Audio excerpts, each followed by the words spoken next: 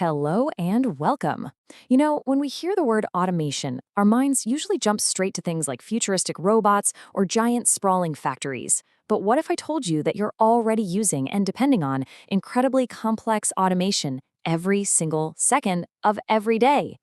In fact, let's take that a step further. What if you are the world's most advanced automated machine? Just think about that for a moment.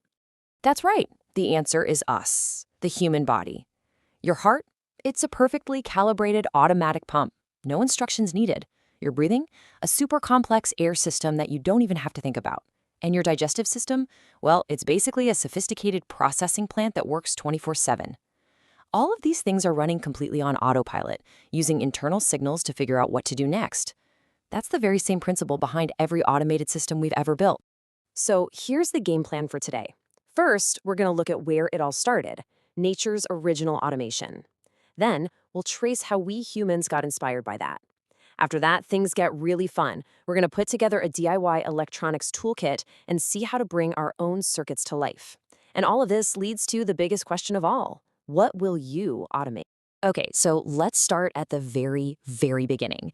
This idea of automation, it didn't start in a lab or a factory. Nope. The world was running on its own automated systems long before we ever showed up. I mean, just look around you. Nature perfected automation billions of years ago. The sun rising and setting, that's a perfect, predictable schedule. The water cycle, evaporating, condensing, raining, it's a continuous loop that just works. And think about birds migrating thousands of miles without a single map. These are all incredibly complex systems that run on a kind of natural programming, sensing the conditions around them and acting on them all by themselves. So after watching all of these amazing natural systems in action, it was really only a matter of time before we got inspired, right? We started our own quest to copy that magic, to build things that could work all by themselves. And wow, what a journey it's been. We started off pretty simple with ancient things like water clocks. From there, we figured out these super intricate mechanical clocks, which really set the stage for the big steam-powered machines of the Industrial Revolution. And now, we live in a world filled with electronic devices, and we're already looking ahead to things like AI-powered smart cities. You can see how the pace just keeps picking up, with each step building on the last. It's like we're getting closer and closer to that seamless automation we first saw in nature. All right, now for the fun part. How can you get started building your own automated systems? Well, first things first, let's put together our toolkit. First up, every project needs sensors. And for a circuit, that means sensors. Think of them as the eyes, ears, and skin of your project. They're what detect changes in the world, like light, sound, temperature, or motion, and turn that information into an electrical signal the circuit can understand. Let's check out a few common ones. Over on the left, you've got a motion sensor. Now, it doesn't really see movement. What it does is detect changes in infrared heat, like when a person walks past. In the middle is a really handy little guy that measures both temperature and humidity. And on the right, that's a sound sensor. It's basically a tiny microphone that's always listening. These are the tools that give your project awareness of its surroundings. So, if the sensors are the senses, what's the brain? Well, that would be this, the microcontroller. It's a tiny little computer that takes all those signals from your sensors and processes them based on a set of instructions that you write. We call that a program. And based on your program, it decides what to do next and sends out its own commands. And to round out our toolkit, we just need a few more things. This is a breadboard. Think of it as a playground for your circuit. It lets you plug things in and test your ideas without any messy, permanent soldering. Then you've got jumper wires to connect everything together. Of course, you need a battery for power. And finally, you need ways for your circuit to do stuff. We call those outputs, like a buzzer that makes a sound or a little screen that can show a message.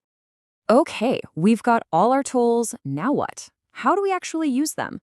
Let's walk through the process of taking an idea that's just in your head and turning it into a real working circuit. Here's the most important thing to remember. All automation, and I mean all of it, follows a super simple three-step cycle. It's the same one your body uses. Just think about touching a hot stove. First, your skin provides the input. It senses the heat. Second, your brain processes that signal, saying, hey, that's hot. And third, your hand provides the output by pulling away. Input, process, output. It's really that simple. Now, when you're building your own system, you probably don't want to make things permanent right away. And that's exactly why we prototype. Using a breadboard, you can build a quick and dirty test version of your circuit. If something's not right, you just unplug a wire and try something else. No mess, no stress. It's all about experimenting. But what if you could test your idea before you even buy any parts? Well, good news, you absolutely can. And this is where circuit simulation software becomes a total game changer. Platforms like Tinkercad let you build a digital twin of your circuit, so you can sketch out your plan on paper, like you see on the left, and then build a completely virtual version of it on the screen, like on the right. This is amazing because it lets you find mistakes, test your code, and perfect your design, all before you spend a single rupee or risk frying a real component. So, we've seen that automation is totally natural. We've learned how humans have been copying it for centuries. And now we've even put together the basic toolkit to do it ourselves. There's only one thing left to figure out. You can start with simple, really useful ideas. For example, what about an automatic plant watering system that can tell when the soil is dry? Or maybe an obstacle detecting system for a little robot? Or something as simple as a light that turns on all by itself whenever you walk into a room? Each of these projects just starts by finding a small problem to solve. The possibilities are literally all around you. You know, from the beating of your own heart to the orbits of the planets, automation is the engine that runs our universe. And now you have the basic tools and the knowledge to be a creator in that world. So look around you. Your world is just waiting to be automated. The only question is, what will you create first?